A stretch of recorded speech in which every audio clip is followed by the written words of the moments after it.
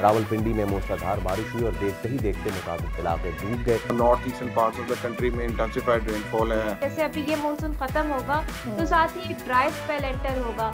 शायद एक्सपेक्टेशन ही गलत थी, क्योंकि सॉल्यूशंस का तो शायद मौका भी आया ही नहीं। इंडिया मैना मालू के चक्कर में पड़ा हुआ है। टूर्नामेंट शुरू होने से पहले भी अफगानिस्तान को फेवरेट कहा जा रहा था। ट्रैक रिकॉर्ड बहुत अच्छा है फैसल। पैसे लगाने का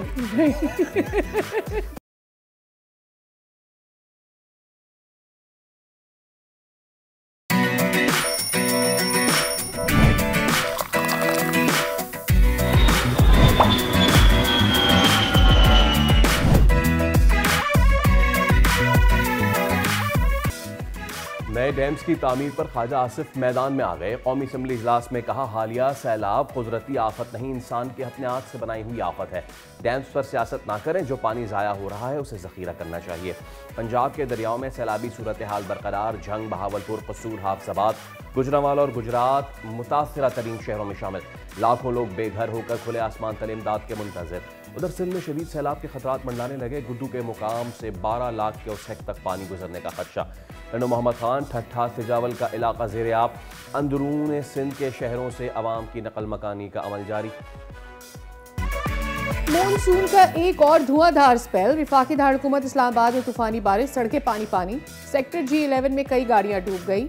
बनीगाला, श्रीनगर हाईवे और मेट्रो बस का रूट भी ज़ेर आब आ गया। जुड़वा शहरों में मुसलसल बारिश के बाद नाला लई में तुग़यानी के बाद आबादी को इनखलाह का हुक्म दे दिया गया। महकमे मौसमियात के मुताबिक हालिया बारिशों का स्पेल 3 सितंबर तक जारी रहेगा।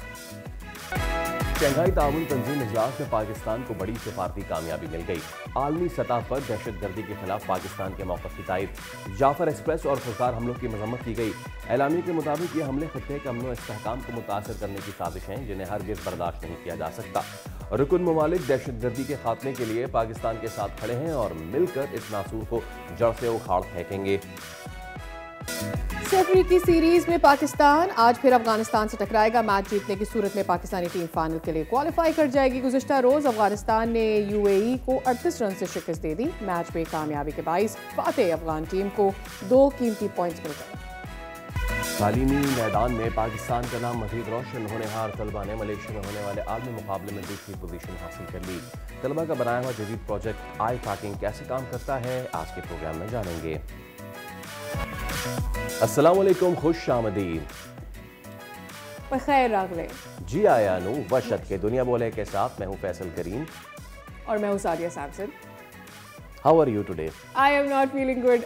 मेरे से गले से आवाज भी नहीं निकल रही। अंडरस्टैंडेबल। ऑलराइट, तो एक बार फिर एक और दिन, एक और मॉनसून स्पेल और एक और तबाही का मंजर। गुज़िश्ता रोज़ इस्लामाबाद में रावलपिंडी में मूसलाधार बारिश हुई और देखते ही देखते मुताबिक इलाके डूब गए, जबकि नाला लई के अतराफ भी हाई अलर्ट जारी कर दिया गया। एग्जैक्टली फैसल। सेक्टर G11 में सड़कें तालाब बनी। सेक्टर G8 में गाड़ियां पानी में डूब गई। फिर सड़कें तो सड़कें थी। मेट्रो बस का रूट भी ज़ेर आब आया और इसके साथ साथ पंजाब में सैलाब की तबाहकारियाँ भी जारी हैं और मुतासरीन की तादाद अब 16 लाख से भी ऊपर चली गई है और सूबे में जाँबाक अफराद की तादाद 37 हो गई है। बताया ये भी जा रहा है कि मुल्तान से 8 लाख क्यूसेक का रेला उसका पानी आज गुजरेगा। हेड सदनाई बचाने के लिए आज किसी भी वक्त माई सफूरा बंद तोड़ा जा सकता है। ऐसे में कमिश्नर मुल्तान के मुताबिक 4 लाख से ज़ायद अफराद को महफूज मकामात पर मुंतकिल किया गया है। दूसरी तरफ अगर मुजफ्फरगढ़ की बात करें तो वो भी सैलाब की जद में है, जहाँ रंगपुर की 14 बस्तियाँ इस वक्त पानी में डूबी हुई हैं। और अगर हम ये सोच रहे थे कि सैलाबी कैफियत पाकिस्तान के जनूब में उतर रही है तो सुन लीजिए कि गुज़िश्ता रात बुनेर और पीर बाबा में बारिश के बाद शदीद सैलाबी सूरत हाल है। नदी नालों में तुग़यानी आ गई है। पानी घरों के अंदर मौजूद है। इनखला के लिए मसाजिद से मुसलसल ऐलानात किए जा रहे हैं। तो हम इस तमाम तर सूरत हाल पे बात भी करेंगे, लेकिन सबसे पहले अगर हम रुख कर लें बहावलपुर का और वहाँ पे सिचुएशन क्या है। हमारे नुमाइंदे वहाँ पे मौजूद हैं। बहावलपुर की जो ज़िला इंतज़ामिया है वहाँ पे झोंक शेरा के मुकाम पर रिलीफ कैंप कायम तो कर दिया गया है, बट मुतासरीन के कुछ शिकायात हैं। If I can read more of that, उनकी कुछ शिकायात हैं और शिकवा करते दिखाई दे रहे हैं। क्या मुश्किलात है? हमारे नुमाइंदे चौधरी मुर्तज़ा हमारे साथ मौजूद हैं। जी मुर्तज़ा बताइए। जी बिल्कुल, दरियाए सतलुज की तबाहकारियाँ जो हैं वो जारी हैं। इस टाइम हम बहावलपुर के एक नवाही इलाका में मौजूद हैं, जहाँ पर लोगों को फ्लड रिलीफ कायम में कैंप में जो है वो गया है, लेकिन यहाँ पर वो शिकवा करते हुए दिखाई देते हैं। बस्ती गोट शेरा हैं, यहाँ पर मुतासरीन हमारे साथ मौजूद हैं, उनसे बात करते हैं और पूछते हैं। जी बताइएगा, क्या आपको यहाँ पर मसाइल?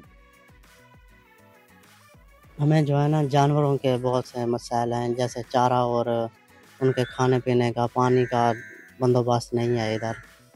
बच्चों को रहने के लिए तो जगह मिल गई है, पानी और बिजली का सहूलत मौजूद है, इसके अलावा और कोई सहूलत नहीं मौजूद। तो क्या कहना चाहेंगे, आपको जानवरों का नहीं मिल रहा चारा, खाने के लिए जो है वो खाना नहीं दिया जा रहा? खाने के लिए जो बाहर के लोग हैं ना वो दे रहे हैं, गवर्नमेंट की तरफ से सुबह का आज का एक दिन का नाश्ता दिया गया था, बाकी जो है बाहर के लोग दे रहे हैं, बाकी हम अपना खुद कर रहे हैं। जी, ज़िला इंतज़ामिया की जानिब से जो है वो तहफ़्फ़ुज़ात हैं यहाँ पर। जो मुतासरा लोग हैं उनका यही कहना है कि यहाँ जानवरों के लिए जो है वो चारा नहीं है, खाने के लिए यहाँ पर खाना नहीं दिया जा रहा। एक और यहाँ पर मुतासरा हमारे साथ मौजूद हैं, उनसे ही बात करते हैं। जी बताइएगा, क्या तहफ़्फ़ुज़ात हैं आपके? जी, आज एसी साहब यहाँ पे आए हैं, उन्होंने हमें जानवरों के लिए चारा दिया है कुछ।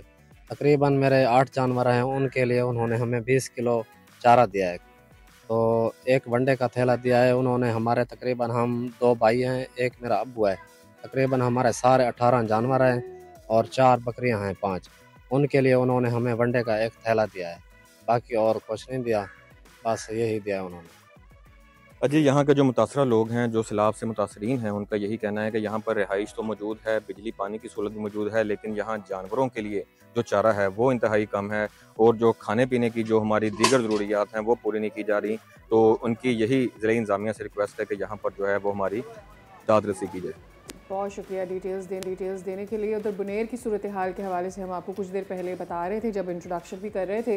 बुनेर में सूरत हाल अच्छी नहीं है, लेकिन क्या खबरें आ रही हैं ये जान लेते हैं। ज़ैनुल आबदीन हमारे नुमाइंदे हमारे साथ मौजूद है। ज़ैन, बताइएगा क्या सूरत हाल बन गई है अब?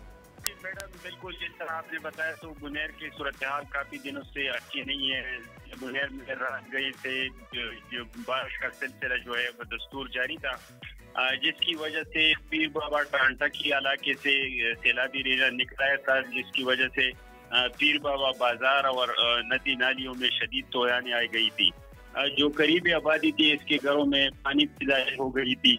तकरीबन रात 12 बजे को इतला मौसूल होती ही deputy commissioner Buner Kashif Qayyum, ADC relief Syed Akram Shah, rescue 11122 के जो एहलकार है, टीम एडेगर है और दूसरे जो एहलकार है वो मौके पर पहुंच गए और वहाँ पर मुकामी आबादी का ऐलानात भी करते रहे कि अपने आप को महफूज करे ताकि दोबारा इस तरह से निहार नमा न हो जाए, जिसकी वजह से बिजली भी चली गई है। अभी तक इलाके में मवासिलाती निज़ाम जो है वो भी ख़राब है।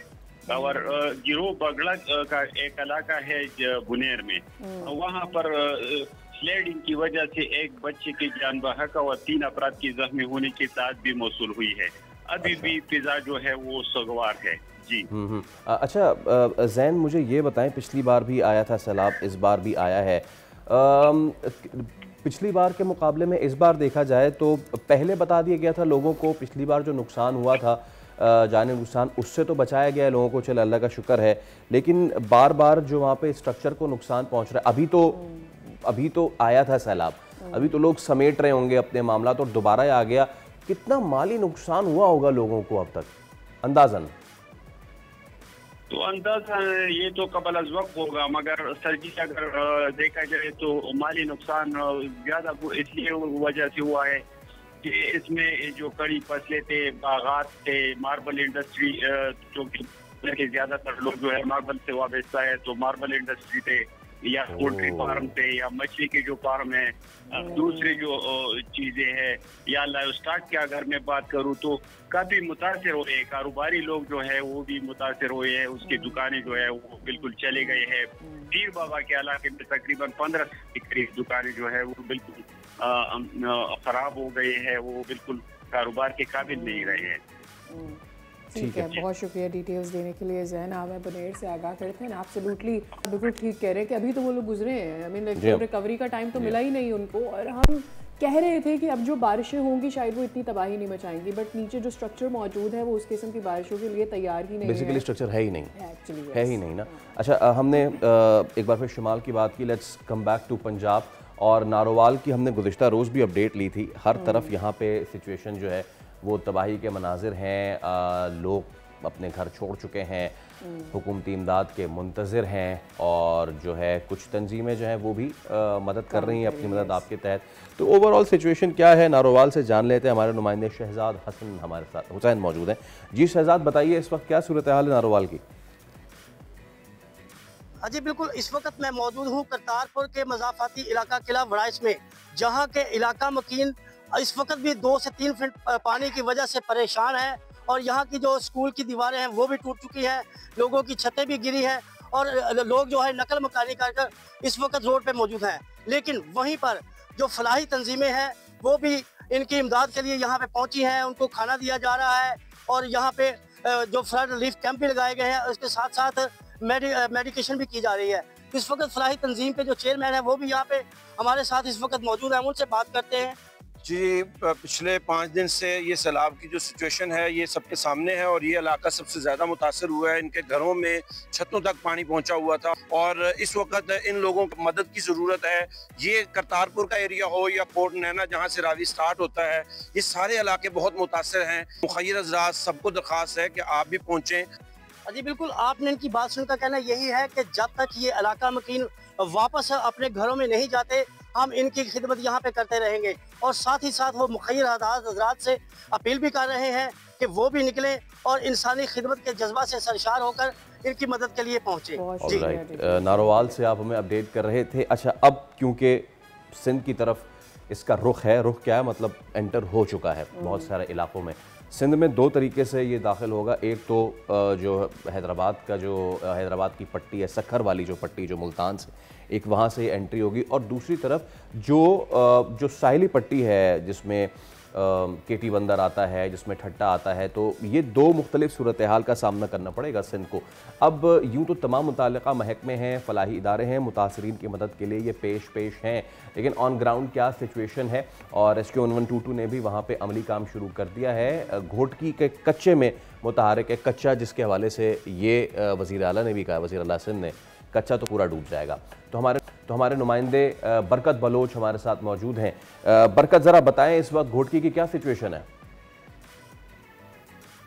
जी बिल्कुल, दरियाए सिंध में तुगयानी के बाद घोटकी के कच्चे के इलाकों में सैलाबी सूरत हाल बरकरार है, और यहाँ पर ख़ास तौर पर रेस्क्यू के हवाले से बात करें तो निजी मदद से जो अहले इलाका हैं वो पक्के की जानिब महफूज मकामात की जानिब मुंतकिल हो रहे हैं। उनको फ़र्स्ट एड के हवाले से यहाँ पर ख़ास तौर पर जो मौसर किरदार होता है वो 1122 रेस्क्यू टीमों का है, जो कि यहाँ पर मौजूद हैं। उनसे बात करेंगे कि इस सूरत के दौरान जब किसी के साथ कोई हादसा आता है या हादसे के दौरान फ़ौरी उन्हें फ़र्स्ट एड देने के हवाले से इस फ्लड के दौरान क्या तैयारियाँ हैं। साकिब साहब हमारे साथ मौजूद हैं। सर, आप क्या कहेंगे, क्या तैयारियाँ हैं? जी बिल्कुल, इस एमरजेंसी के हवाले से जो फ्लड ओवरऑल पूरे पाकिस्तान में ये तबाही मचा चुका है, और अभी सिंध में दाखिल होना है, उस हवाले से पूरे सिंध रेस्क्यू 100 की बिल्कुल तैयारी अलर्ट है। जिससे हवाले से हमारे बोट्स हैं, उसके हवाले से स्टाफ है, पूरा स्टाफ पूरा अवेलेबल है हमारे यहाँ, और किसी भी इमरजेंसी को निपटने के लिए हम हर वक्त तैयार हैं। और डिस्ट्रिक्ट गवर्नमेंट से हमारा पूरा ताउन है, और किसी भी इमरजेंसी के सूरत में सखर से लेकर घोटकी तक पूरे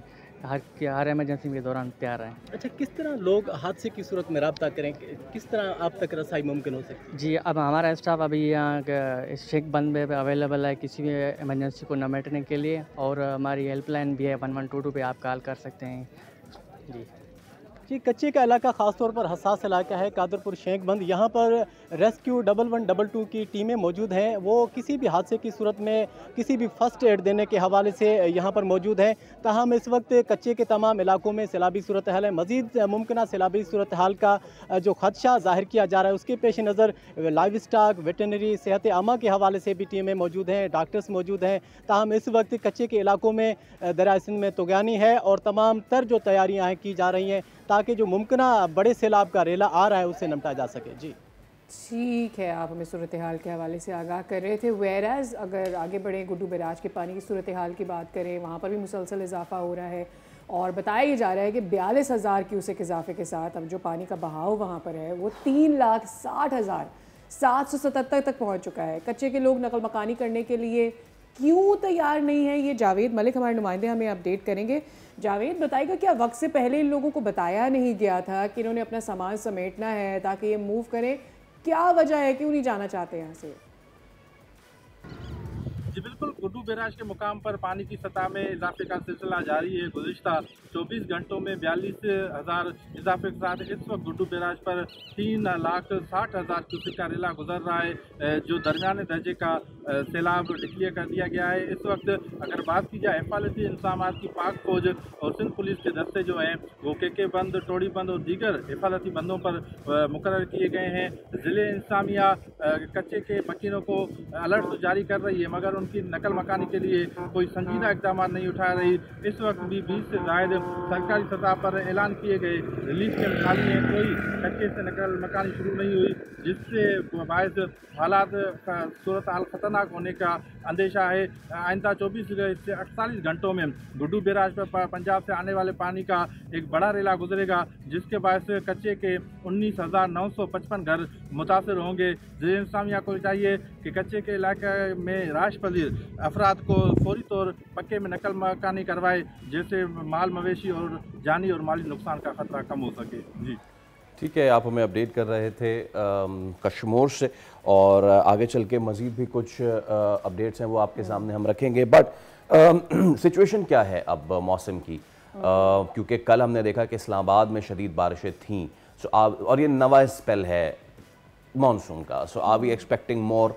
क्या मज़ीद स्पेल हो सकते हैं? सबसे पहले तो डायरेक्टर मेट ज़हीर बाबर हमारे साथ मौजूद हैं, और इसके साथ साथ हम माहिर माहौलियात भी हमारे साथ मौजूद होंगी, ज़ैनब, उनको भी हम शामिल गुफ्तगू करेंगे। But first Zaheer sahab, what is the situation sir मौसम के हवाले से? ये please correct me if I am wrong, ये नवा स्पेल है, are we expecting more spells of monsoon? देखें, बिल्कुल जो मानसून सीज़न है वो ऑलमोस्ट जुलाई, अगस्त और सितंबर तक रहता है, मिड सितंबर तक रहता है। मिड सितंबर के बाद मानसून विंड्स जो है वो रिट्रीव करना शुरू कर देती हैं, और किसी हद तक जो है मानसून इंटेंसिटी कम होना शुरू हो जाती है, और फिर हम ड्राई पीरियड में जो है वो दाखिल होना शुरू हो जाते हैं। तो मिड सितंबर तक जो है वो हम ऑलमोस्ट मानसून रेंज को एक्सपेक्ट कर सकते हैं कि वो कंटिन्यू करेंगी। इस वक्त भी हम जो है वो इंटेंसिफाइड वेदर जो मानसून रेनफॉल्स हैं उसके पीरियड से गुजर रहे हैं, और north eastern parts of the country में इंटेंसिफाइड रेनफॉल है, northern parts of the country जिसमें उनमें भी इंटेंसिफाइड रेनफॉल है। उम्मीद है ये कि अगले 2 रोज़ तक ये वेदर सिस्टम जो है वो परसिस्ट करेगा मुल्क के बालाई और नॉर्थ ईस्टर्न पार्ट्स में। उसके बाद फिर इसकी इंटेंसिटी जो है वो किसी हद तक कम हो जाएगी। राइट, अच्छा, एक तो हमें ज़ैनब की जानिब जाना है, लेकिन उससे पहले I have a question my mind. एक बात कही जा रही है कि पाकिस्तान का जो मॉनसून है वो एक्सटेंड हो जाएगा, यानी ये ज़्यादा देर तक चलेगा। Is it possible, is it true, या सिर्फ ये डर और खौफ है? देखें, मॉनसून अगर हम टिपिकली बात करें तो almost last week of June और जुलाई में इसका स्टार्ट होता है। फर्स्ट वीक ऑफ जुलाई से जुलाई, अगस्त और मिड सितंबर तक इनकी मॉनसून रेनफॉल्स जो हैं वो जारी रहती हैं। ये कोई एक सेट पैटर्न नहीं होता जिसमें बिल्कुल एक एग्जैक्ट डेट पे शुरू हो, जिसमें +5 डेज की वेरिएशन जो है वो ओवरऑल भी होती रहती है। और ओवर द इयर्स अगर हम देखें तो कई दफ़ा इस दफ़ा जिस तरह मानसून जो है वो थोड़ा सा अर्ली स्टार्ट हुआ था, बिल्कुल लास्ट वीक ऑफ जून में जो है वो मानसून विंड्स जो है वो दाखिल हो गई थी, और इंटेंसिफाइड रेन हमने एक्सपीरियंस की थी। और इससे पहले भी देखा था कि वो बिल्कुल जुलाई के फर्स्ट वीक में स्टार्ट हुई थी। तो एक सेट पैटर्न है कि जुलाई के फर्स्ट वीक से और मिड सितंबर तक मानसून रहती हैं, +-5 डेज के वेरिएशन के साथ। सर, हम आपसे मज़ीद भी मौसम के हवाले से गोइंग टू टॉक, ज़रा हम खित्ता वाइज भी आपसे बात करेंगे, but before that let me go to माहिर माहौलियात ज़ैनब।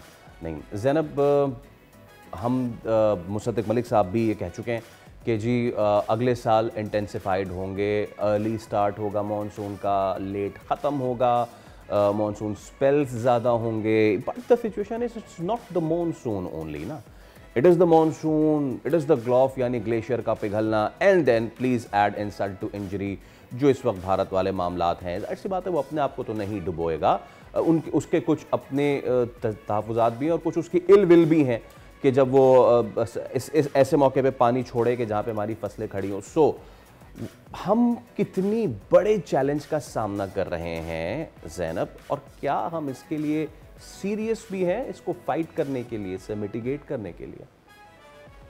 जो क्लाइमेट चेंज है, रादर ये क्लाइमेट ब्रेकडाउन है। ये क्लाइमेट चेंज तो बहुत डेकेड से हम सुन रहे हैं, अब ये क्लाइमेट ब्रेकडाउन है। पूरी दुनिया में ये इंटेंसिफाइड है प्रोसेस, चाहे वो डेवलप कंट्रीज हैं, डेवलपिंग कंट्रीज हैं। लेकिन डेवलप कंट्रीज उनके रिसोर्सेज और कैपेसिटीज इतनी होती हैं कि वो इस चीज़ को कोप अप कर लेते हैं। हम लोग ऑलरेडी सफ़र कर रहे होते हैं socio economically, and then climate change जो है it just adds on to हमारे जो ऑलरेडी प्रॉब्लम्स हैं। अभी जो डॉक्टर मुसद्दिक मलिक ने कहा वो बेस्ड ऑन साइंटिफिक स्टडीज़ बोल रहे हैं, और वो सही बोल रहे हैं कि ये अगले साल मज़ीद इंटेंसिफाई हो सकता है। लेकिन वो स्पेल प्रोलॉन्ग होगा या नहीं, अब इसमें दो फैक्टर्स होते हैं। जो साउथ एशिया का खित्ता है वहाँ इंडियन ओशन से ये हमारा वेदर साइकिल चलता है, और वहाँ पे अगर तो इंडियन ओशन में ये कुछ साइंटिफिक प्रोसेस होते हैं, समंदरी हवाओं का दबाव या समंदरी गर्म हवाएं या प्रेशर, ये सब जो है डिटरमिन करते हैं कि साउथ एशिया के खित्ते में मानसून कब स्टार्ट होगी और कितना लंबा रह सकती है। तो इस अब मसला ये है कि क्लाइमेट चेंज ने इस सारे साइंटिफिक प्रोसेस को हिला के रख दिया या डिस्टर्ब कर दिया है। तो अब हम एज इट इज़ प्रिडिक्ट भी नहीं कर पाते कि ये मामला कितना अरसे तक रह सकता है या नहीं रह सकता। हाँ, लेकिन कुछ बेस्ड ऑन ट्रेंड्स हम कहते हैं कि जैसे अभी ये मानसून ख़त्म होगा तो साथ ही ड्राई स्पेल एंटर होगा। ड्राई स्पेल एंटर होने के बाद सर्दी शदीद हो जाएगी, लेकिन अब सर्दी पे भी डिपेंड करता है कि इस दफ़ा भी 2022 की तरह सर्दी में बारिशें होंगी या फिर पिछले साल की तरह बर्फबारी और बारिशें डिले हो जाएंगी। अगर ऐसा होता है, दोनों सूरतों में अगला जो दरमियाना मौसम है बहार का, वो हम नहीं देख पाएंगे और शदीद गर्मी और ड्राई स्पेल आ जाएगा। तो ये विशिष्ट साइकिल है क्लाइमेट चेंज का जो चलता रहता है, और ये इंटेंसिफाई होगा। बिल्कुल मानसून और जल्दी आ सकता है। अच्छा ज़ैनब, हमारी जो इकोनॉमी है वो फूड पर डिपेंड करती है, लाइक एग्रीकल्चर पर डिपेंड करती है, obviously a big part of it. अब कहने का मकसद ये है, जब आप बाहर नहीं देखते तो फिर उसका इफेक्ट आपकी फूड सिक्योरिटी पर क्या होता है?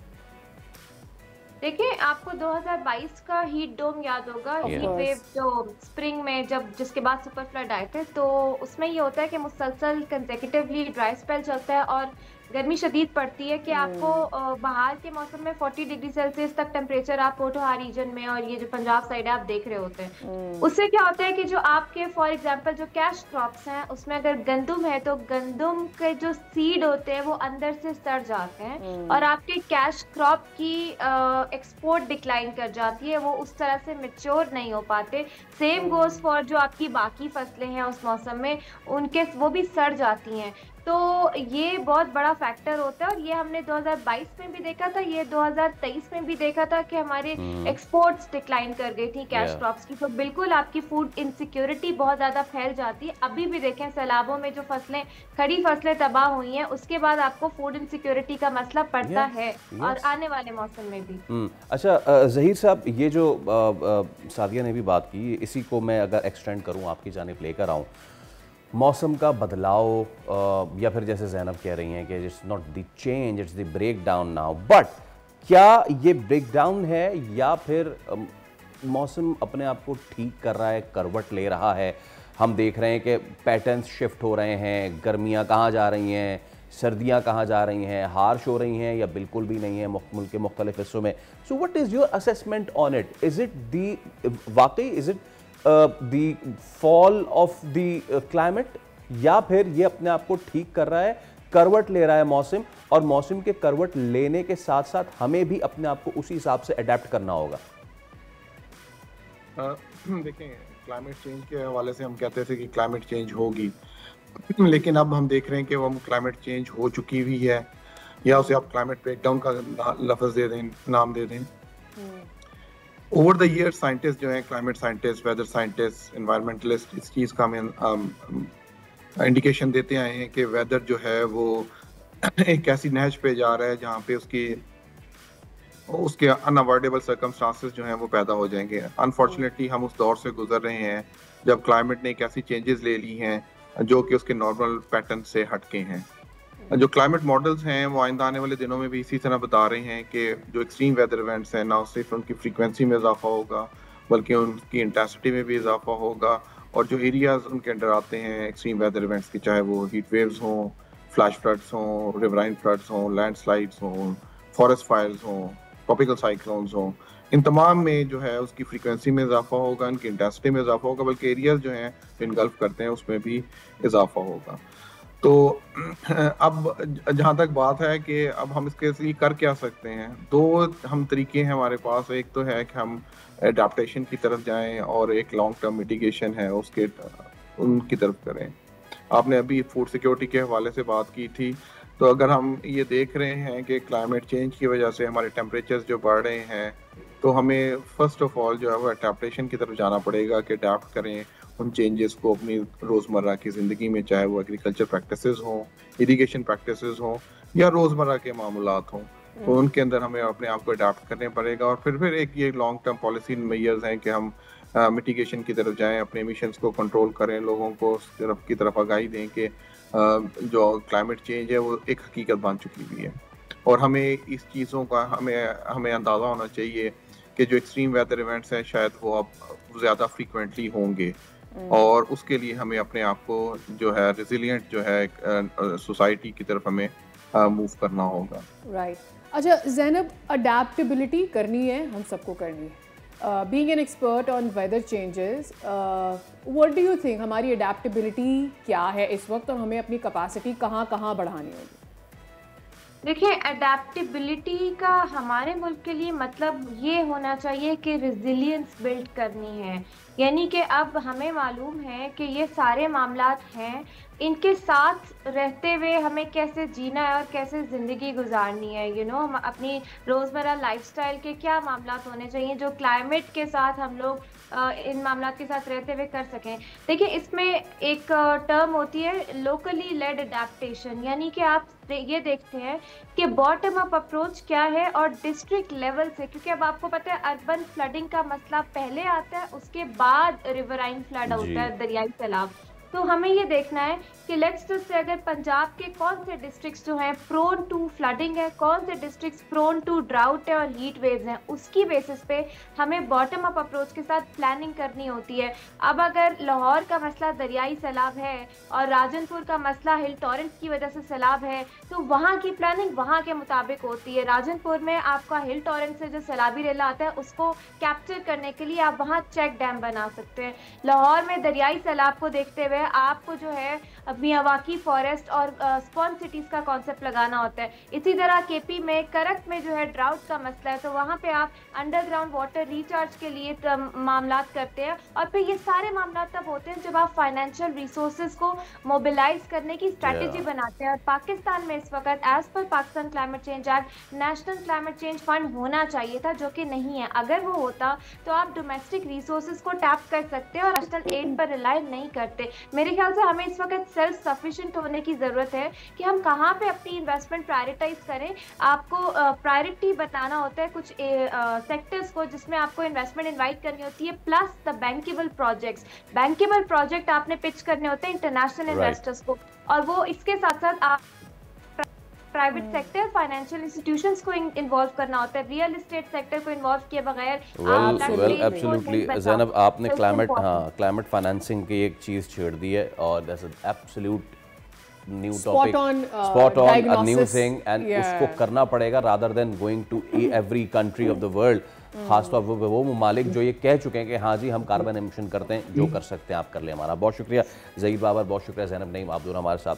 Thank you for giving us the time. So एक बहुत अहम मामला, और वो ये कि जब हम मौसम से तबाह हाल हो रहे हैं तो ऐसे में हमें फाइनेंस कौन करेगा। लेकिन उससे भी बढ़ के हम ये फाइनेंस उस वक्त अरेंज करके या इंडिजिनसली या फिर बाहर से उस वक्त अरेंज क्यों नहीं कर रहे कि जब हम इन मुश्किलात में नहीं होते, जब हमें रेजिलियंस बिल्डअप करनी है उसी वक्त, क्योंकि जब सैलाब आ गया और अब हम कह रहे हैं। जहाँ तक रेजिलियंस की बात है, मैं बात करूँ, लोगों में बहुत रेजिलियंस है, लोग ओवर एंड ओवर इससे गुजर रहे हैं। पॉइंट इज कि हमें ये अंडरस्टैंडिंग आने के बाद हम रेडी है कि हम इसकी इम्प्लीमेंटेशन करना चाहते हैं या हम एक और सैलाब का इंतजार करेंगे और फिर एक और का खुदा ना करे इंतजार करेंगे। वेल, इसके साथ ले रहे हैं ब्रेक, हमारे साथ रहिए।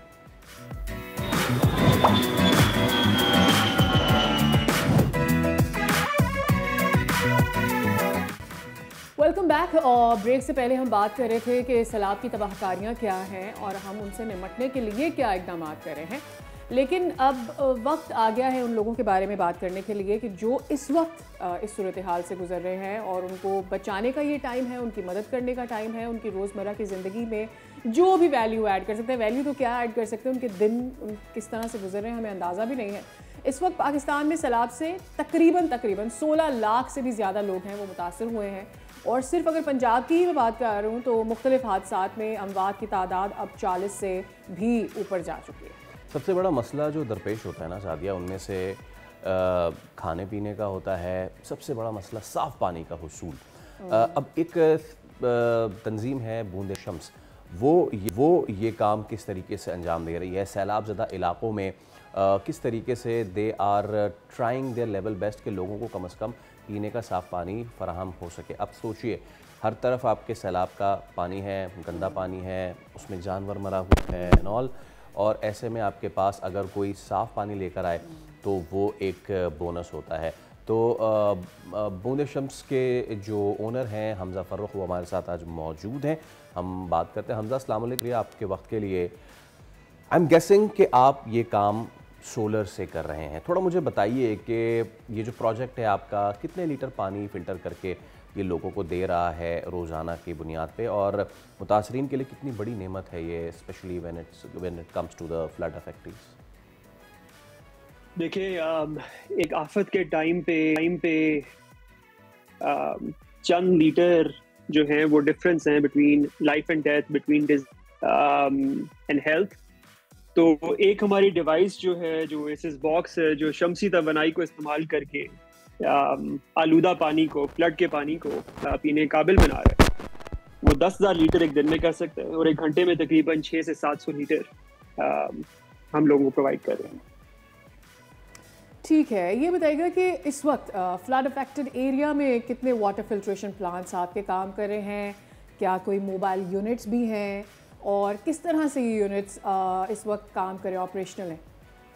देखिए, मैं आपको थोड़ा सा पीछे ले जाता हूँ। वो इस तरह है कि ये जो फ्लड का क्राइसिस है, इसको डिस्कस करना बहुत इंपॉर्टेंट है, बट मेरे से बहुत ज़्यादा क्वालिफाइड लोग, including on the front lines, बहुत सारी सैकड़ों NGOs हैं, NDMA है, बहुत सारे ऐसे लोग हैं जो इसके ऊपर बात कर सकते हैं, मुझसे बेहतर कर सकते हैं। मैं आपको वहाँ पे लेके आना चाहता हूँ जो मेरे लिए, और आई थिंक जो भी फ्रंट लाइन वर्कर्स हैं, जो एक यूथ से हमारे मुल्क की इससे ताल्लुक रखते हैं, वो ये है कि देखिए, जब 22 में फ्लड्स आए ना, तो एक्सपेक्टेशन ये थी कि this is a once in a life time calamity, biblical floods हैं, और हम सब ने सब कुछ छोड़ छाड़ के सॉल्यूशंस की तरफ आए। हमने उस टाइम पे ये जो विजुअल्स हम देख रहे हैं, शमसी तवानाई को इस्तेमाल करके पानी को साफ किया, 25 प्रोजेक्ट्स लगाए लोगों की हेल्प की, मैन्युफैक्चरिंग प्लांट बनाया। उसके बाद अब पाकिस्तान में 400 हमारे जो विलेजेस हैं इससे मुस्तफीद हैं। उसके बाद 3 साल क्लाइमेट फाइनेंसिंग पे बात हुई, बहुत सारी कॉन्फ्रेंसेस हुई, बिलियंस ऑफ डॉलर्स कमिट हुए, फैंसी क्लाइमेट वर्ड्स इस्तेमाल हुए। जी हाँ। लेकिन इस हफ्ते जब मैं बुनेर गया, उसके बाद हम ये विजुअल्स देखते हैं सैलाब के, सियालकोट में, लाहौर में, नारोवाल में, तो एक बड़ा ना हार्ट ब्रेकिंग सा इमेज था। मैं आपसे सच बात करूंगा, और उसका रीज़न ये है कि अचानक से आइडिया ये हुआ कि ये शायद एक्सपेक्टेशन ही गलत थी, क्योंकि सॉल्यूशंस का तो शायद मौका भी आया ही नहीं। शायद बहुत बेहतर होता कि हम अच्छी सॉल्यूशंस के बजाय अच्छे सवाल पूछ लेते। और उनमें सबसे पहला सवाल जो मेरे दिल में आता है वो ये आता है कि एक मेरे जैसा नौजवान जो अपने आप को मुल्क का बेटा समझता है, जिसने अपनी स्टैनफोर्ड की एजुकेशन को बीच में छोड़ के मैं अभी पाकिस्तान आया हूँ फ्लड रिलीफ के लिए अपनी टीम के साथ, वो सवाल ये करता है कि 21 साल का था जब अच्छा, अब मुझे ये बताएं कि यू आर सेइंग ना कि there are questions that are raised and there are questions that should have been asked. Climate change, global warming, ये सारी इस्तिलाहें हैं। हम क्या पूरा खित्ता इसकी लपेट में है? क्या करना होगा हमें नहीं मालूम कि मौसमियाती तब्दीली से निपटने के लिए क्या करना है। इस हवाले से आप क्या कर रहे हैं? देखिए जी, बहुत अच्छा सवाल है, और इस पे रिस्पॉन्स ये है कि यस, क्लाइमेट चेंज जो है एक ग्लोबल आफत है। इसके साथ साथ हम ये बात और ये नुक्ता बहुत दफ़ा डिस्कस कर चुके हैं, शायद पूरे पाकिस्तान स्पेशली नौजवान उनको याद होगा कि Pakistan is one of the top 10 countries most affected by climate change. It does 1% of the emissions. ये सारे facts हैं जो हमें पता है। तो जब हम global climate change की बात करते हैं ना, तो हमने ये mind में रखना है कि Pakistan is at the forefront of this global battle. ये बाकी countries, including in Europe, in the US, इनकी regimes change हो सकती हैं. They can care less about climate. They can care more about climate. लेकिन Pakistan does not have the luxury of time or the luxury of taking a back seat. हमें ये करना है कि we need to sort of step up into this mantle of global climate leadership. लोग हमसे expect भी करते हैं। हमारा एक यंग डेमोग्राफिक है जो इस आफत को बहुत दफा फेस कर चुके हैं। जिस तरह हम लोग जब बड़े हो रहे थे हमें बताया जाता था कि जिन लोगों ने पार्टीशन देखी है वो कभी भी उन मेमोरीज को भूलते नहीं है। They've been able to act on something ताकि पाकिस्तान में प्यार बढ़ सके। जो हमारी जनरेशन है उसने क्लाइमेट कैटास्ट्रॉफी देखी है, बार बार देखी है। And so जब पॉलिसी की बात आती है, फ्रेमवर्क की बात आती है, तो yes there is a lot to be done. Yes there is a lot to be desired. Absolutely. But at the same time मैं ये भी जरूर मेंशन करूंगा। और पाक एक मिसाल बनना होगा, और मिसाल इसलिए कि हमें सबसे ज़्यादा ज़रूरत है। फ़ारूक, बहुत शुक्रिया आपके वक्त के लिए। एंड एब्सोल्युटली आप ठीक करें कि अगर हम इंपॉर्टेंट सवाल कर लेते तो आज हमारे पास उनके जवाब शायद मौजूद होते। वेल, इसके साथ ले रहे ब्रेक हमारे साथ।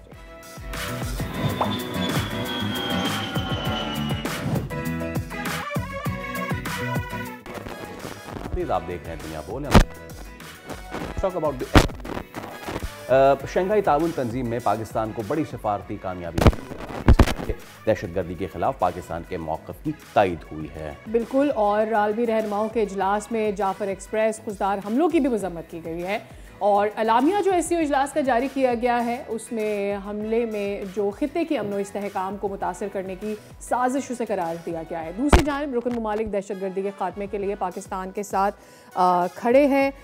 ऐसे में ख़ास तौर पर जो चाइना का किरदार है उसको उजागर किया गया, और फिर एक दफ़ा फिर से इस बात को बावर करवाया गया कि अगर ख़ित्ते की सूरत हाल ये रहेगी, अफ़गानिस्तान में इसी तरह से सूरत हाल रही, तो फिर उससे ना सिर्फ अफ़गानिस्तान मुतासर होगा, पाकिस्तान होगा, बल्कि ख़ित्ते के दीगर ममालिक भी इससे मुतासर होंगे। और पाकिस्तान मुसलसल और बारहा इस चीज़ का जो है वो पॉइंट आउट करता रहा है। कल जो खिताब था वज़ीर आज़म का, उन्होंने क्या बात की है, let's have a listen to that. दूसरी तरफ चीन में होने वाले इजलास में जो भारतीय वज़ीर आज़म नरेंद्र मोदी जो हैं वो फुदक के पुतिन और सदर शी जिनपिंग के दरमियान वो घुसने तो इंडियन मीडिया ने खासा कैश करने की कोशिश किया है। एक जिसको कहते हैं ना मुस्कुराहट रखे हुए था, लेकिन मोदी साहब की बाँछें खिली हुई थी। और उसमें यह है कि अब मोदी साहब तो भले जितना भी कर लें। एग्जैक्टली। एक्चुअली बात यह है कि उसको जिस तरह से इंडियन मीडिया ने पोर्ट्रे किया कि एक ये नया कोई इत्तेहाद बन रहा है शायद चाइना और इंडिया और रशिया के दरमियान, जो कि अभी पता नहीं ऐसा है या नहीं है। बट वेल, ऑपोजिशन रहनुमा है पवन खेरा, उनकी कल जो बात थी वो ज़रा आपको सुनवाते हैं, then will try to make an idea कि what exactly India is thinking right now. पे हम बात कर लेते हैं। साबिक सफ़ीर डॉक्टर जमील अहमद खान हमारे साथ मौजूद है। डॉक्टर साहब अस्सलाम वालेकुम और बहुत शुक्रिया आपके वक्त के लिए। स्टार्टिंग विद इंडिया, इंडिया जो है वो कह रहा था कि जी अब ड्रैगन और हाथी की एक नई दोस्ती शुरू हो, वो गलमान को तो भूल गए। और दूसरा ये कि अमेरिका को टक्कर देने के चक्कर में और मैं यहाँ पर ये भी ऐड कर दूँ कि ड्रैगन जो है ना वो फैंटेसीज में होते हैं, रियल ड्रैगन की कोई एग्जिस्टेंस भी नहीं होती। जमील साहब जस्ट वॉक अस थ्रू कि ये जो नया इत्तेहाद दिखाने की कोशिश की जा रही है, जिसमें चाइना को ज़बरदस्ती शायद इंक्लूड करने की कोशिश की जा रही है, उसकी क्या रियलिटी है? बेसिकली इत्तेहाद का ज़रूरत है और ना ही कोई उसका इशारा मिल सकता है। हाँ, अलबत्ता बायलैटरल रिलेशंस रशिया के साथ इंडिया के हैं, और रशिया को इस चीज़ का एहतमाल है कि तेल ख़रीदने की वजह से एक उस पर डोनाल्ड ट्रंप की तरफ से ज़्यादा दबाव आ गया। हालांकि उसके पस मंज़र में और बहुत सारी बातें हैं, वो टेलीफोन कॉल है, वो मामलात हैं जिस पे कि वो इंडिया मैना मानू के चक्कर में पड़ा हुआ है कि ट्रंप ने कोई मीडिएशन नहीं कराई, जंग बंद नहीं कराई, वो उसके मज़मरात हैं। लेकिन बहरहाल उसका इदराक रशिया को होगा, इसीलिए वो जो जेस्चर्स पुतिन साहब दे रहे थे उससे अंदाज़ा हो रहा था। और वो बायलैटरल रिलेशंस है, वो हक़ है हर मुल्क का, चाहे हम रखें या वो इंडिया रखे, उससे पर। लेकिन रहा सवाल कि चीन और रशिया और इंडिया का कि कोई मुआहदा होने जा लगा है, ऐसा कोई ना इशारा मिला है। और ना उसकी ज़रूरत है, इसलिए कि SCO में वो तमाम अवामिल शामिल हैं जिसमें कि मेंबर ममालिक आपस में ट्रेड भी कर लें, आपस में अपना कोलाबरेशन भी करें। और यही वजह है कि पिछले 10 सालों में कोई 100 गुना ट्रेड बढ़ गई है मेंबर कंट्रीज़ के दरमियान। और सिर्फ चाइना जो है वो तकरीबन 890 बिलियन के ट्रेड कर रहा है मेंबर ममालिक के साथ, और जो कि चाइना के तकरीबन 14.4% टोटल फॉरेन ट्रेड है। तो वो तो पहले ही एक अपने बढ़ावे के तरफ जा रहा है, तो उस लिहाज से इसकी ज़रूरत न है और न उसमें कोई ऐसे कोई इशारे नज़र आ रहे हैं। हाँ, एक जेस्चर है बायलैटरल रिलेशंस का रशिया के साथ मोदी का, और मोदी उस लिहाज से उसको कैश करा रहे हैं अपने मुल्क में, मीडिया में, बाकी जगहों पर उसको कैश करा रहे हैं, लेकिन उससे ज़्यादा इसमें कोई इसकी अहमियत नहीं दी जा सकती इस बात को। और वो ज़रूरत है मोदी की, वो दिखाना चाहते हैं अमेरिका को कि देखें अगर आप नहीं तो फिर हम इस तरफ भी थोड़ा सा झुकाव रख सकते हैं, जो कि वो भी दुश्वार है उनके लिए, क्योंकि उन्होंने मुआहदे किए हुए हैं अमेरिका के साथ, कोई 7 के करीब ऐसे मुआहदे किए हुए हैं, ट्रीटी की हुई है,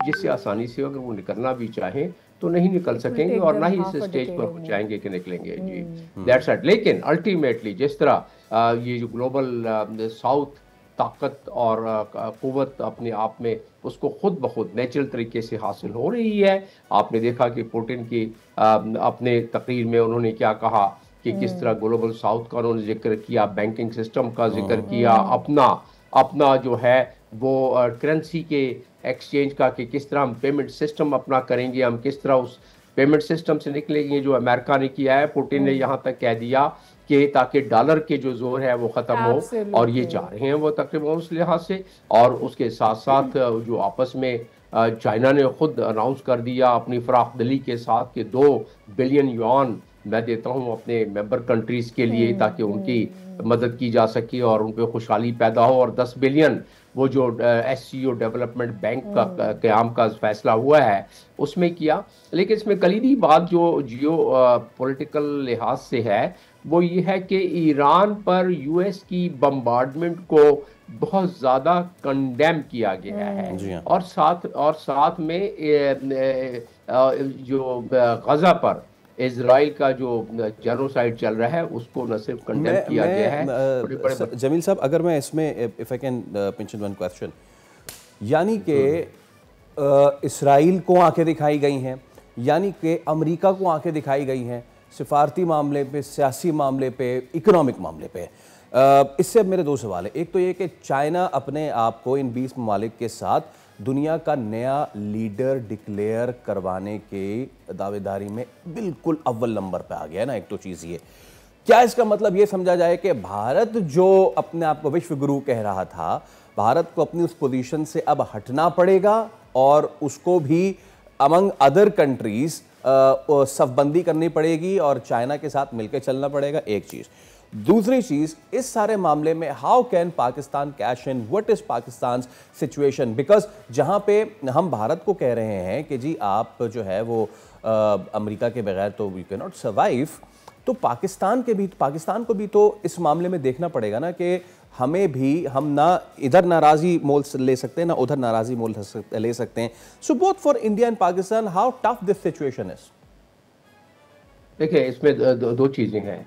जहाँ तक भारत का ताल्लुक है, भारत अल्टीमेटली चाहे आज या चंद बरस बाद उसको एक नेचुरल जो ऑर्गेनिक तरीके से अगर अपनी अलाइनमेंट करनी होगी अपने मफाद में, तो वो सिर्फ यही है जो कि ग्लोबल साउथ है। ये दुनिया इस वक्त एशियन सेंचुरी की दुनिया चल पड़ी है, जिसकी वजह से आप जो कह रहे हैं कि चाइना एक ताकतवर मुल्क, चाइना काउंटर, चाइना नहीं बल्कि पूरा ये ब्लॉक एक काउंटर है वेस्टर्न डोमिनेटेड नेटो का, और वो इसमें बेसिकली जिसके कि पूरे Asian countries, central Asian countries के रिलेशंस को मजीद गहराई और तक़वियत बख्श रहा है, जिसकी वजह से चाइना खुद ब खुद, मैंने अभी आपको बताया कि चाइना जो जिस हिसाब से तिजारत कर रहा है अपने मेंबर्स के साथ, वो उनका 14.4% है। मैंने अभी बताया 890 बिलियन की तिजारत सिर्फ इसमें कर रहा है, और चाइना वो मुल्क है जो कि 1910 से दुनिया का सबसे बड़ा मैन्युफैक्चरिंग कंट्री है।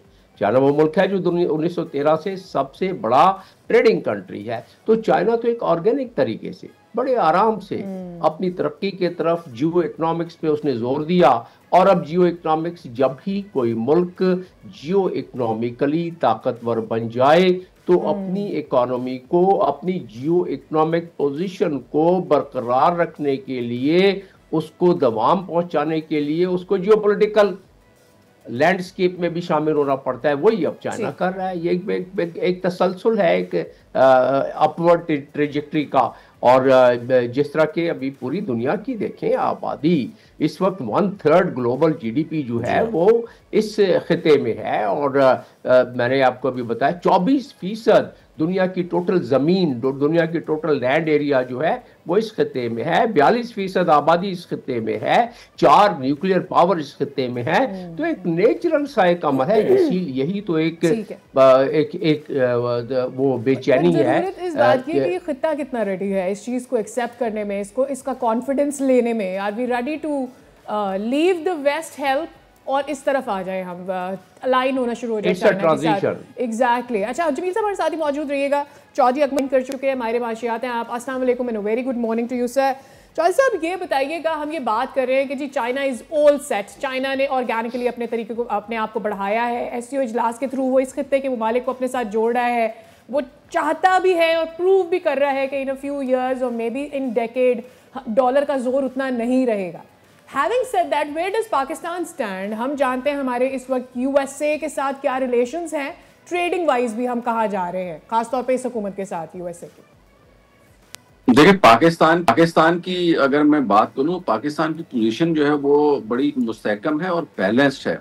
हमारा एक तरफ अमेरिका के साथ भी अच्छा ताल्लुक जो है वो जुड़ रहा है और दूसरी तरफ जो है वो चाइना और रशिया के साथ और ईरान के साथ। ये चारों ममालिक इस तरह के हैं जिनकी आपस में बिल्कुल नहीं बनती है अमेरिका के साथ। तो हमारे अमेरिका के साथ भी ताल्लुकात जो हैं वो बहुत अच्छे हैं। आपने देखा हमारा जो टैरिफ है अमेरिकन इंतजामिया ने उसको दूसरे खिते के ममालिक से कम रखा है और मजीद भी उसके ऊपर जो है वो डिस्कशंस जारी हैं। और जिस तरीके से हम अपनी जो इंपोर्ट्स हैं उसको वहाँ पे अमेरिका से बढ़ाएंगे अल्टरनेटिव के तौर के ऊपर, तो उससे मजीद भी टैरिफ में कमी वाक़या है। दूसरी तरफ जो है वो पाकिस्तान का चाइना के साथ, रशिया के साथ और ईरान के साथ जो ताल्लुक है वो बड़ा मजबूत हो रहा है। और ख़ास तौर पे एससीओ जो कि एक नए प्लेटफॉर्म के तौर के ऊपर सामने आ रहा है, यूरो एशियन एक अलायंस इसको कहा जा रहा है, जिसमें एशिया के तमाम बड़े ममालिक शामिल हैं। उसके साथ साथ जो दीगर खिते के ममालिक हैं वो भी इसमें शामिल हो रहे हैं। इस मरतबा तकरीबन 20 के करीब ममालिक हैं और इस जो फोरम के ऊपर भी पाकिस्तान का एक अपना मकाम है। पाकिस्तान ने जो इसमें बातें की हैं, जो पाकिस्तान ने स्टैंड लिया है उसको एंडोर्स किया गया। पाकिस्तान ने बलूचिस्तान में दहशतगर्दी के हवाले से बात की। पाकिस्तान जो खुद दहशतगर्दी का विक्टिम रहा है उसको एससीओ के प्लेटफॉर्म के ऊपर एडमिट किया गया। ऑन दी अदर हैंड जो इंडिया है वो अपना तमाम तर पहलगाम और अल्लाह बला वाला जो प्रोपेगेंडा लेके चल रहा था उसके साथ किसी ने एग्री नहीं किया। तो दोनों तरफ से अगर देखा जाए तो पाकिस्तान जो है ना एक बैलेंस्ड अप्रोच के साथ बहुत ऐसन तरीके से आगे मूव कर रहे हैं। अच्छा, इससे पहले देखा गया था कि हम जो है ना वो सिर्फ एक जो है ना उसमें चले जाते थे कि अमेरिका जो उसके साथ। Now it is balanced approach and well designed approach. Okay, अब इसमें चौधरी अकमल साहब, नाउ कल बात हुई है सीपेक 2.0 की। 250 कंपनीज हैं जिन्होंने जनाब B2B मीटिंग्स भी करनी है, that's one side. But CPEC 2.0 में इस पे आपसे बात करना चाह रहा हूँ, how important it is, what is it, और CPEC जो 1 है क्या हमने उसके समरात मुकम्मल हासिल कर लिए हैं? क्योंकि देखें देने वाला जो है वो तो दे रहा है जनाब चाइना, लेकिन एज अ नेशन पाकिस्तान ने उसके तमाम तर समरात हासिल किए हैं जो हम 2.0 की तरफ जा रहे हैं। और 2.0 से हमारी क्या एक्सपेक्टेशंस हैं? जी, सीपेक 2.0 पे बात करने से पहले मैं सीपेक जो 1 था उसकी थोड़ी सी जो डिटेल बताऊं। बड़े अच्छे तरीके से जो है ना इसका आगाज हुआ था, लेकिन बीच में अनफॉर्चुनेटली पीटीआई की जब गवर्नमेंट आई तो उसमें ये काम मुख्तलिफ वजूहात की बिना के ऊपर स्लो डाउन हो गया। काफ़ी सारे मोटरवेज, गवादर पोर्ट और एक पूरा रूट जो है वो डिज़ाइन किया गया था और उसके ऊपर काफ़ी हद तक काम हो चुका था। उसके बाद पीडीएम की गवर्नमेंट जब से आई है इन्होंने एक मरतबा फिर से उसको रीबूस्ट किया और चीज़ों को दोबारा से इनिशिएट किया, और अब अल्हम्दुलिल्लाह हमारे ताल्लुकात दोबारा से इस हद तक रिस्टोर हो चुके हैं कि we are moving towards CPEC 2.0।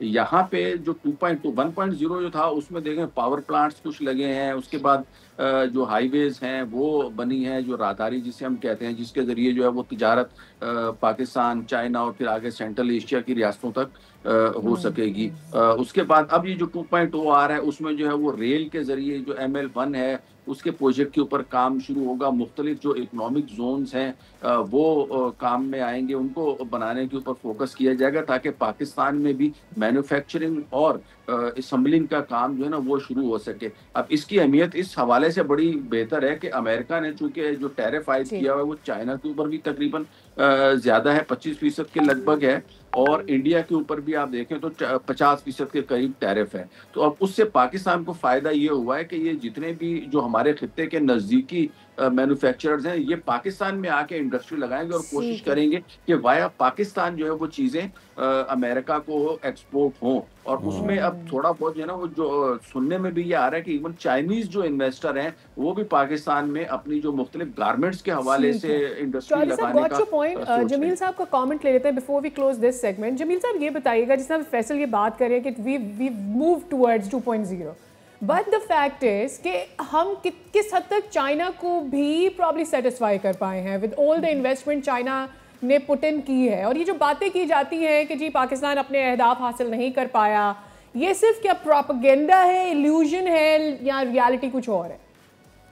देखिए ये बात भी दुरुस्त है, लेकिन बात यह है कि इसको किसी बड़े तनाजुर में देख लेते हैं कि जो पॉलिटिकल लैंडस्केप ऐसा है कि चाइना पाकिस्तान का इंटरेस्ट एक दूसरे में मुज़मर है। सिर्फ पाकिस्तान का इंटरेस्ट नहीं है, चाइना को अब कोई 2.5 महीने लगते हैं अपने माल बर्दारी, अपना तेल गल्फ स्टेट से ले जाने के लिए अपने मुल्क में, और गवादर के ज़रिए और KKH के ज़रिए, कराकोरम हाईवे के ज़रिए 7 दिन सिर्फ लगते हैं। और उनको जो वल्नरेबिलिटी है मैरीटाइम लाइन इंडियन ओशन की, उससे उनकी बचत हो जाती है। वो अवकाश वगैरह जो उनका मुआहदा है अमेरिका का, ऑस्ट्रेलिया और UK का, तो इस तरह के, और इंडिया भी, तो इस लिहाज से देखा जाए तो उनका अब रहा सवाल 2.0, ये अगेन ये सिर्फ चाइना के इंटरेस्ट में इसलिए है, अगर इकोनॉमिकली देखा जाए, और पाकिस्तान की तो है ही है कि वहाँ की जो कॉस्ट है, वहाँ की लेबर ज़्यादा कॉस्टली होगी, पाकिस्तान लेबर कम है। पाकिस्तान की जो कमज़ोरी है वो ये है कि यहाँ तकरीबन कोई 1000 के करीब वोकेशनल ट्रेनिंग स्कूल हैं, लेकिन उसमें इंटरनेशनल रेटिफिकेशन के जो लोग पैदा होते हैं वो साल में 1000 भी पैदा नहीं होते हैं। ये हमारी कमज़ोरी थोड़ी सी दूर हो जाए, इसीलिए कल शीपिंग ने कोई 10,000 के करीब वैकेंसीज दी हैं मेंबर मुल्कों को कि भाई अपने आदमियों को आप ट्रेंड करें, टेक्नोलॉजी में ट्रेंड करें, आप AI में ट्रेंड करें, ताकि आप साथ कदम से कदम लेके मिलके चल सके। पाकिस्तान को कैपेसिटी बढ़ानी पड़ेगी। पाकिस्तान ह्यूमन इंडेक्स में बहुत नीचे है, अफगानिस्तान, सोमालिया 2-4 मुल्कों से ऊपर है। सिर्फ हमें अपने गिरबान में झांक के अपने आप को, अपनी कैपेसिटी को अगर हमने नहीं बढ़ाया, ये नौजवाना ने मिलत जो है इनको हमें सिर्फ मौका देना है और ये अपनी कैपेसिटी बढ़ा लेंगे, बनाना पड़ेगा इससे, वरना चाइना का 2.0 जो है उससे हम फायदा नहीं उठा सकेंगे। चाइना कसूर नहीं, हमारी अपनी जो है उसमें कमाई की रह जाएगी, और नुकसान उसका हमें होगा, because we obviously have the opportunity, और हमें इससे बेहतरीन अपने लिए करना है। जमील साहब बहुत शुक्रिया आपका, चौधरी अकमल साहब आप दोनों बहुत शुक्रिया, was very wonderful to have you on the show. इस मौजू पर मजीद बात करेंगे ऐसे इजलास के लिए, बट अगले शोज में for here we are taking a break, see after this.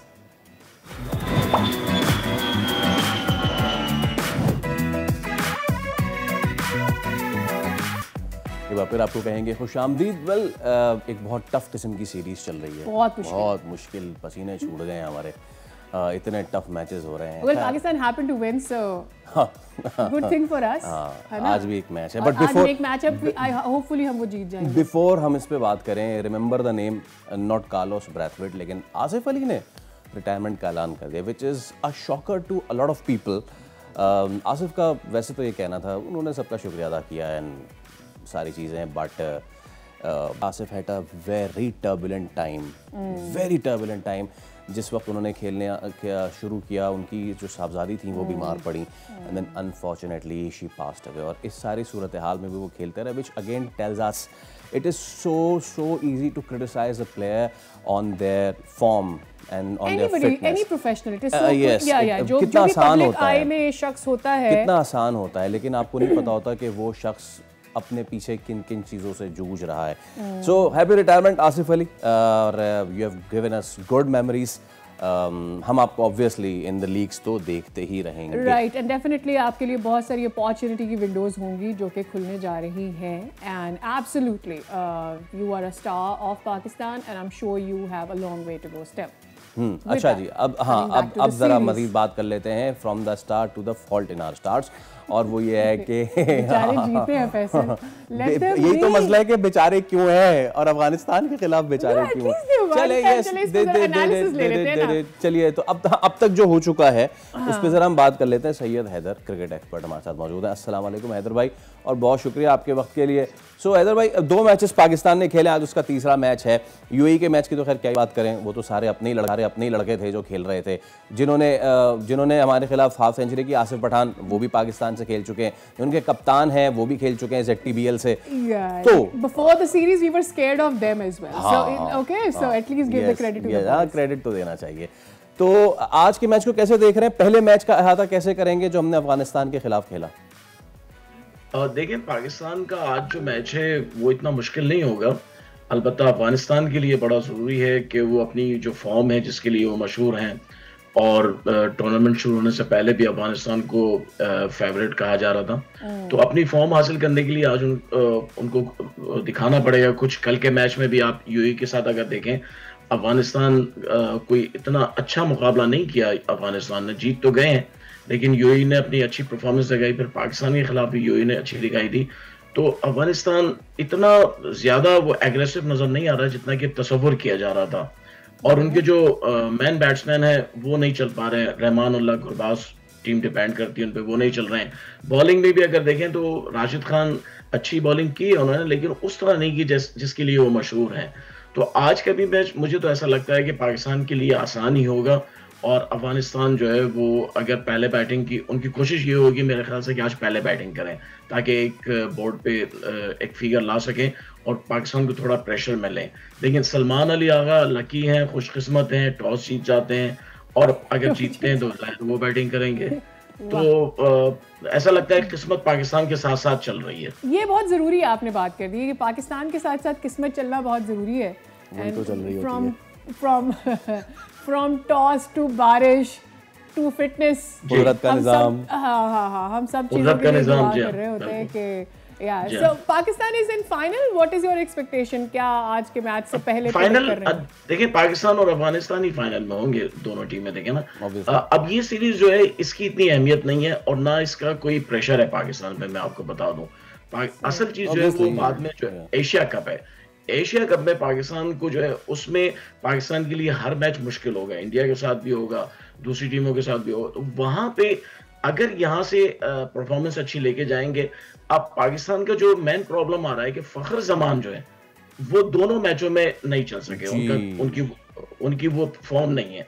ये पाकिस्तान के लिए एक बड़ा ड्रॉबैक है. फिर साइम अयूब है, एक मैच में अच्छा खेले, एक में खराब खेले, वो शेकी हैं. फिर उसके बाद पाकिस्तान की मिडिल ऑर्डर बैटिंग में ठीक है, सलमान अली आगा ने 50 की, उस वक्त 50 की जब पाकिस्तान टीम की बैटिंग नीचे जा रही थी. लेकिन हर मैच में सलमान नहीं चल पाएंगे.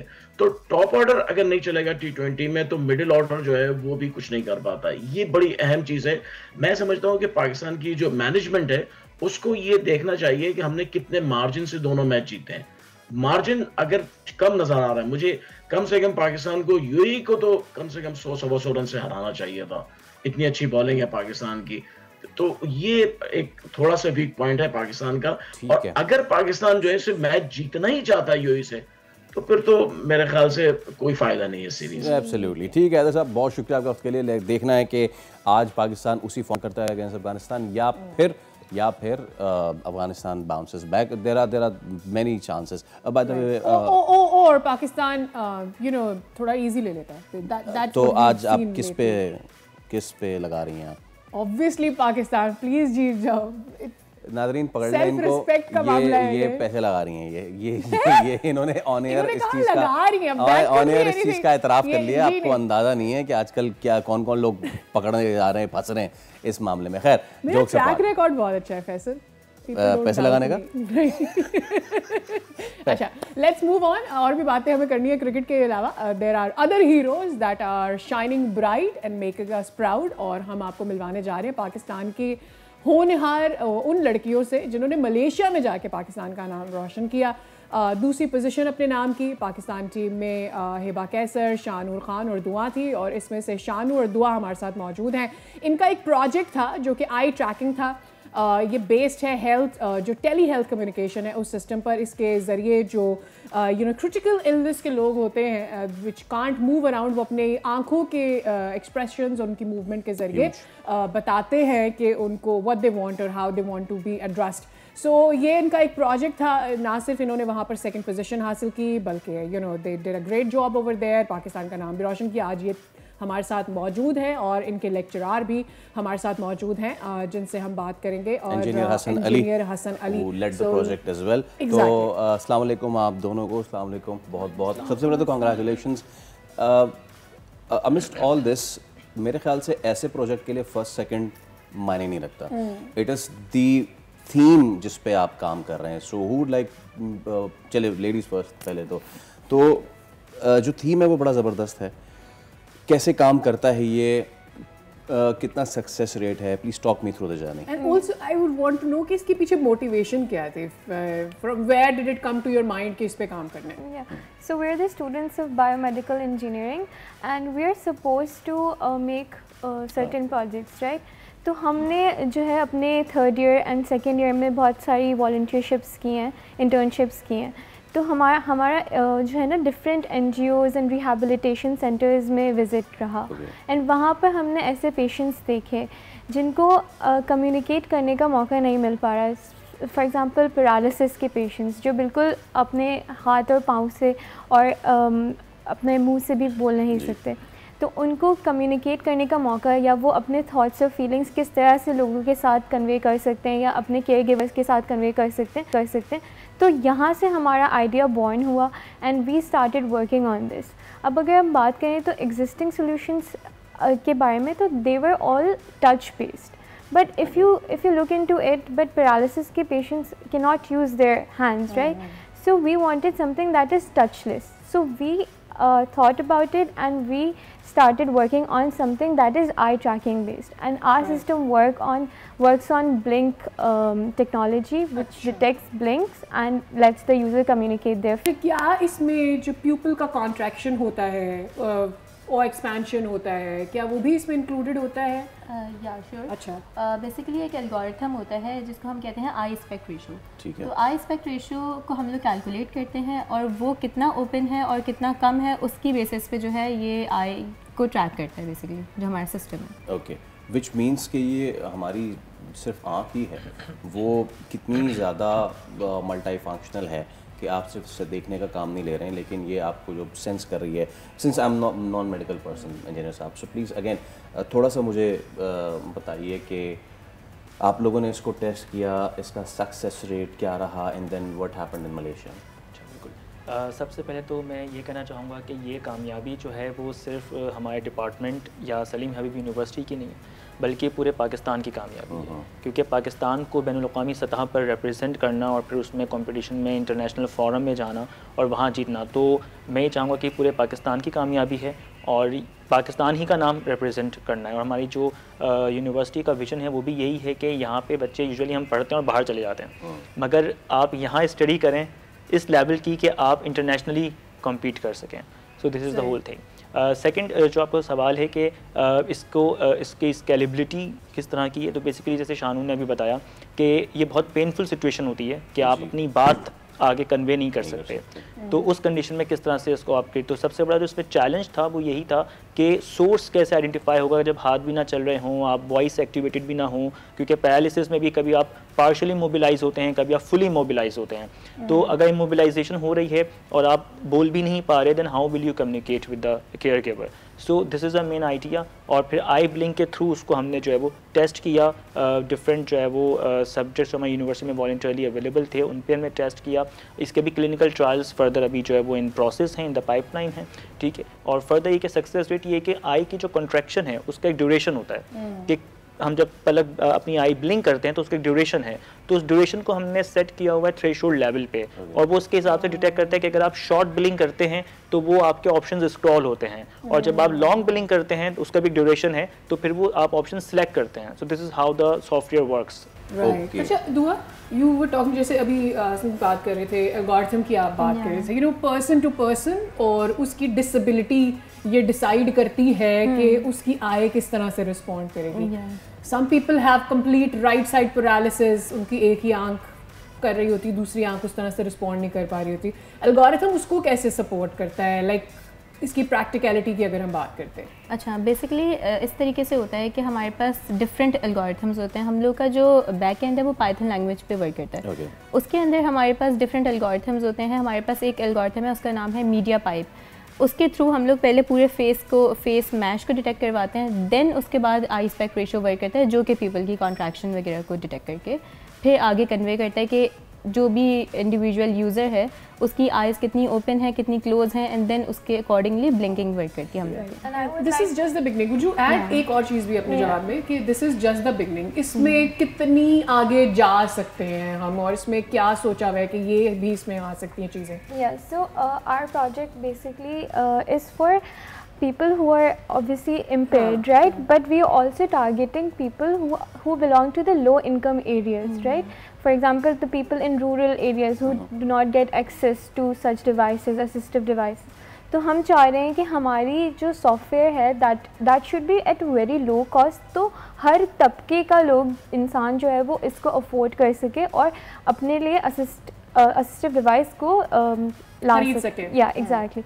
So this is how we're going to market it first into the bigger regions, for example bigger cities where there's more power penetration like Islamabad, Karachi, Lahore, and then from there we can, through government initiatives and partnerships and collaborations, we can go into the rural areas and then towards more South Asian countries. All right, we would have loved to talk more about it क्योंकि इतना अच्छा project है, but since we have short time, thank you so much, बहुत शुक्रिया आप दोनों का, आप तीनों का, and please keep continuing this brilliance, we need it, हमें बहुत ज़्यादा ज़रूरत है। पाकिस्तान इंटरनेशनल पज़ीराई तो इसको मिली ही है, बट पाकिस्तान में उसकी प्रैक्टिकलिटी के लिए वो अपॉर्चुनिटी की विंडोज आप लोगों के लिए खुल सकें जहाँ पर सही लोगों तक ये चीज़ें पहुँच सके जिनको एक्चुअली इसकी ज़रूरत है। इसके साथ हमें दीजिए इजाज़त, आपसे मुलाकात होगी कल, रखिए अपना ख्याल, अल्लाह हाफ़िज़।